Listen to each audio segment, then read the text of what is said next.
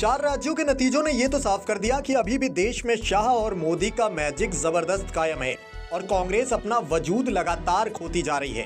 मध्य प्रदेश, राजस्थान, छत्तीसगढ़ में शानदार प्रदर्शन का एक बड़ा क्रेडिट अमित शाह को भी जाता है, जिन्होंने अपनी रणनीति के जरिए विधानसभा चुनाव में एग्जिट पोल के आकलन को पलट कर रख दिया। और ये लाजमी सी बात है कि जब तक कांग्रेस के पास अमित शाह और पीएम मोदी की कोई काट नहीं होती, तब तक राहुल, सोनिया, प्रियंका के अच्छे दिन नहीं आने वाले।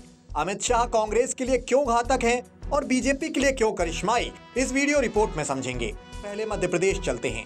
यहाँ चुनाव का ऐलान होने से पहले ही ये माना जा रहा था कि राज्य में कांग्रेस के साथ मुकाबला करना बीजेपी के लिए आसान नहीं होगा। 2018 में झटका खाई पार्टी ने इसके लिए चुनाव से कई माह पहले ही तैयारियां शुरू कर दी थी।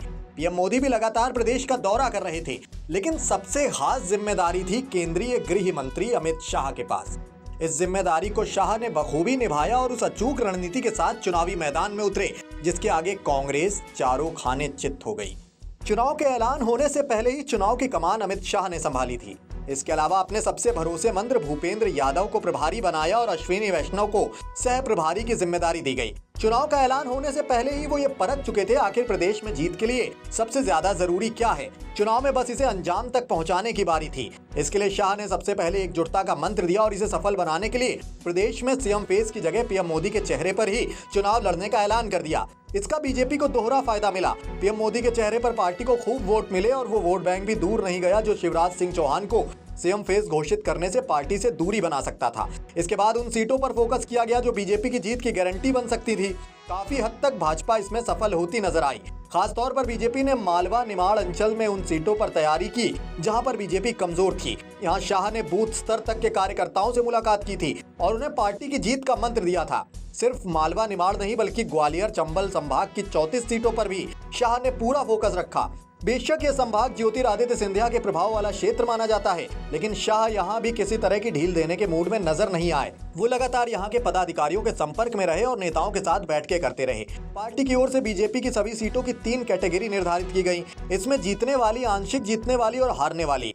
इनमें उन सीटों पर विशेष काम किया गया जहाँ पिछली बार भाजपा कम मार्जिन से हारी थी। अमित शाह पदाधिकारियों के सीधे संपर्क में रहे। मध्य प्रदेश का ऐसा कोई संभाग नहीं था जहां अमित शाह ने बैठक ना की हो। उन्होंने बूथ स्तर के कार्यकर्ताओं के साथ मीटिंग की और उन्हें जीत का मंत्र दिया। केंद्रीय गृह मंत्री अमित शाह का फोकस सिर्फ मध्य प्रदेश की जीत पर नहीं था, बल्कि वो पहले दिन से ही सभी राज्यों के विधानसभा चुनाव के लिए एक्टिव थे। वहीं अमित शाह ने टिकट वितरण की पूरी कमान दिल्ली के हाथ में रखी। प्रदेश कमेटी से सजेशन लिए गए, लेकिन उन पर मुहर संसदीय समिति ने ही लगाई। जो टिकट फाइनल हुआ उसे तमाम विरोध के बावजूद बदला नहीं गया। शाह की रणनीति कितनी पुख्ता थी, इसकी एक बानगी अक्टूबर आखिर में ही देखने को मिल गई थी, जब अमित शाह ने साफ तौर पर कहा था कि नाराज फुफाओं को मनाने की जरूरत नहीं है। अगर मान रहे हैं तो ठीक, वरना अपने आप 10 नवंबर से पार्टी का प्रचार करते दिखेंगे। यहाँ अमित शाह का साफ संदेश उन नेताओं के प्रति था जो टिकट न मिलने पर बगावत का मन बना चुके थे।